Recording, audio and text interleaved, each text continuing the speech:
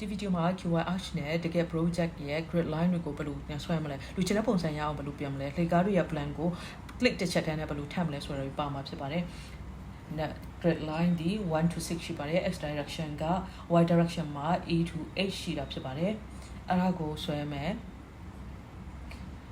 grid ဆွဲဖို့ရအတွက် shortcut ဒီ zxw ဖြစ်ပါတယ် zxw ရေးမယ် enter နှိပ်မယ်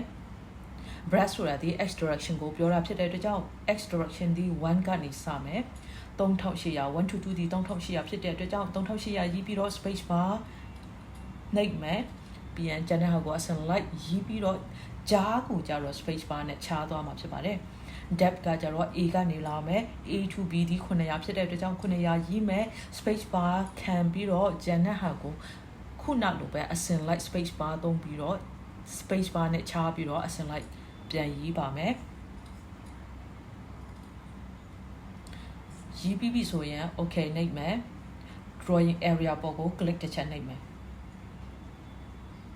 အခုကျွန်တော်တို့ dimension တွေရောတခါတည်းပါတဲ့ grid line ကိုရတာဖြစ်ပါတယ်တပတ်ကပုံစံအတိုင်းကိုလုပ်ချင်တဲ့အတွက်ကြောင့်မလို့တဲ့ဟာတွေကိုဖြတ်မယ် e enter select object ဖြတ်ချင်တဲ့ object ကို select လုပ်မယ် enter ပြန်နှိပ်မယ်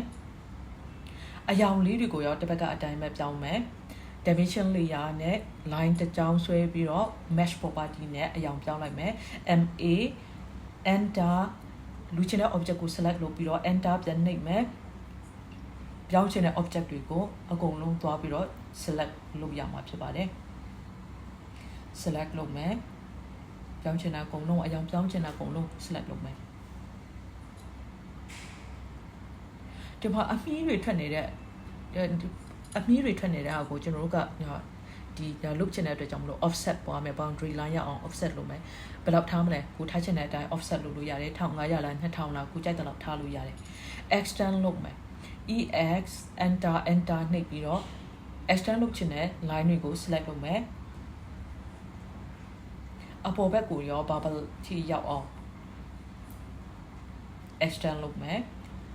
ပြီးပြီဆိုရင် boundary line တွေကိုဖြတ်လိုက်မယ်ဒီ grid line ကိုရော layer ပြောင်းမယ် layer ထားတဲ့အချိန်မှာလေကိုကဒီဟာကိုကိုယ့်ရဲ့ layer တိုင်းထားတာเนาะ QR arch မှာသူ့ရဲ့ကိုပိုင် QR arch layer တွေအများကြီးရှိတယ် QR arch ကိုတုံးလိုက်တာ ਨੇ ဒီ layer တွေပေါ်လာမှာဖြစ်တယ်အဲ့ဒါ short မနေစီချင်ရင်ဒီလိုမျိုး group ခွဲပြီးတော့ကိုယ့်ရဲ့ layer ကိုတက်ထားလို့ရတာဖြစ်ပါတယ်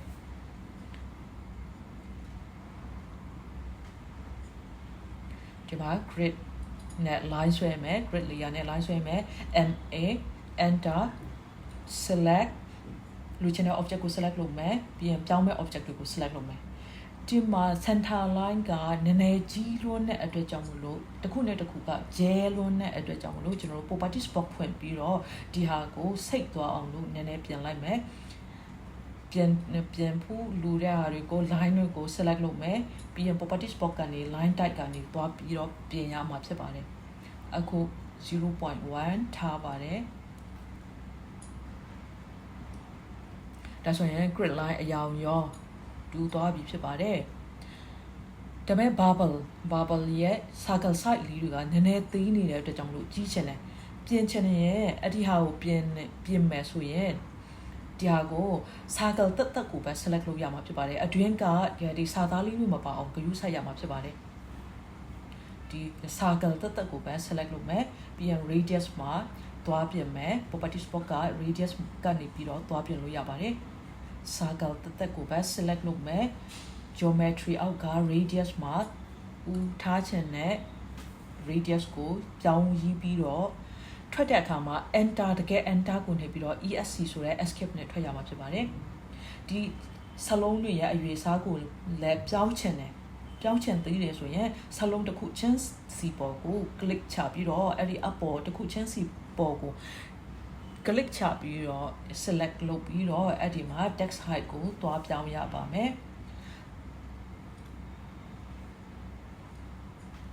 ထားချင်တဲ့အတိုင်းပြောင်းရေးပြီးဆိုရင် enter နှိပ်မယ် escape နဲ့ပြန်ထွက်မယ်ဒါဆိုရင် grid line ကတော့လူချင်တဲ့ပုံစံကိုရပြီဖြစ်ပါတယ် အခုတစ်ခေါက်ကျတော့လေကားရဲ့ plan ကို collect တစ်ချက်ထမ်းနဲ့ဘယ်လိုမျိုး QR action နဲ့ဆွဲမလဲဆိုတာကိုကြည့်ရမှာဖြစ်ပါတယ်လေကားဆွဲမယ်ဒီမှာကျတော့ကိုလိုချင်တဲ့ပုံစံအတိုင်းရသွားပြီလေကားကိုဒီပုံစံလေးဒီပုံစံလေကားကိုဆွဲမဲ့ပုံစံလေးဒီပုံစံဖြစ်ပါတယ်လေကားရဲ့ plan ကိုဆွဲခြင်းရင်သူ့ရဲ့ shortcut ဒီ LTJ enter နှိပ်လိုက်ရင်ဒီလိုမျိုး box လေးပေါ်လာမှာဖြစ်ပါတယ် total white ဆိုတာဒီ column တစ်ခုကြားအကွာဝေးကိုဆိုလိုတာဖြစ်ပါတယ်ဒီမှာတိုင်းလိုက်တဲ့အခါမှာကြီးလိုက်တဲ့အခါမှာ2200ဖြစ်ပါတယ်သူရဲ့ total white ဒီ2200ထားရမှာဖြစ်ပါတယ် landing white ကဘာကိုပြောချင်တာလဲဘယ်နေရာကိုပြောချင်တာလဲကြည့်မယ် landing white ဒီကနေပြီးတော့DT အကွာဝေးကို landing လို့ခေါ်ပါတယ်930ပြီးထားပါတယ်930ထားမယ်ဒီဟာဒီ stairwell ဖြစ်ပါတယ်ဒါဒီ thread run ဖြစ်ပါတယ် landing 930ထားမယ် thread white ကကြတော့သူ့ဟာသူဒီပြောင်းသွားမှာဖြစ်ပါတယ်ကိုကသွားပြီးတော့ထည့်ဆရာမလို့ပြန် thread run က280 stairwell white ဒီ200 step ကဘယ်နှခုရှိလဲရီမယ်အောက်ကနေအပေါ်ကိုတက်တာဒီ9ချက်ရှိတဲ့အတွက်ကြောင့်ပထမ first street ဒီ9ရှိတယ်တစ်ဘက်ကလည်း9ခုရှိတဲ့အတွက်ကြောင့် total number ဒီ18ခုရှိပါတယ် rotation 0ဆိုတာဘာကိုပြောချင်တာလဲ story height ကကျတော့ကိုယ့်ရဲ့အိမ်ရဲ့အမြင့်0ထားလိုက်တဲ့အခါမှာတကယ်အမှန်ဒီပုံစံဖြစ်ရမှာဖြစ်တယ်ဒါပေမဲ့ကိုယ့်ရဲ့လေကားကိုကြီးလိုက်တဲ့အခါကျတော့သူကဒီဘက်ကနေပြောင်းပြန်ဖြစ်နေတယ်ဒါကြောင့်မလို့ rotation ကိုဒီက80ထားမယ် first run ကိုလည်း left right ပြောင်းလို့ရတယ်เนาะဒီမှာ column နဲ့ wall နဲ့ဆုံနဲ့ down နားလေးမှာ click ချလိုက်တဲ့အခါဒီလိုမျိုးsteer ရဲ့ plan ပုံရမှာဖြစ်ပါတယ်အတိုင်းတာတွေတိုင်းကြည့်မယ် landing မှန်လား landing မှန်ပါတယ်930ရတယ် thread run ကလည်း280ရတယ် stairwell ကလည်းတိုင်းကြည့်လိုက်မယ် stairwell 200ရှိပါတယ်ဆိုရင်လေကထရဲ့အရေးအတွက်ကိုရည်မယ်ဒီဖို့ရအတွက် ABH ဆိုတဲ့ comment ကိုသုံးမယ်ဒီ comment သုံးနည်းကိုသိချင်ရင်ကျွန်တော် short video လေးလုပ်ထားပါတယ်အဲ့ဒါကိုသွားကြည့်လို့ရပါတယ်ဒီမှာကျတော့အသေးစိတ်မပြောတော့ပါဘူး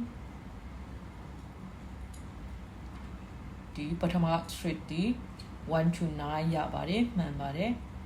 ကျန်တဲ့ဟာကိုရောတစ်ဘက်ကရောဘယ်လောက်ရှိလဲမှန်လားအရေးအတွက်မှန်လားစစ်မှန်18ထစ်ရှိပါတယ်စုစုပေါင်း18ထစ်ဒါဆိုရင်ကိုဆွဲရတာဒီကိုထားတဲ့အတိုင်းပဲရလာတာဖြစ်ပါတယ်ဒီလိုမျိုးနဲ့ QY ax မှာ steer တွေကိုရော grid line တွေကိုရောဆွဲလို့ရတာဖြစ်ပါတယ်အားလုံးကိုကျေးဇူးတင်ပါတယ်